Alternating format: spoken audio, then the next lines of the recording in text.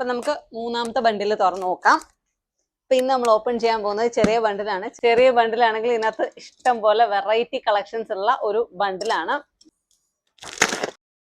Oh my God, ബീഡ്സിൻ്റെ ഒരു വമ്പൻ കളക്ഷനാണ് കേട്ടോ ഈ ഒരു പാഴ്സലിനകത്ത് വന്നിട്ടുള്ളത് മൊത്തം. അപ്പോൾ ഞാൻ പറഞ്ഞതുപോലെ ഇതിൻ്റെയൊക്കെ റേറ്റ്സ് നമ്മൾ 2 ദിവസം കൊണ്ട് അറിയിക്കുന്നുണ്ടാവും.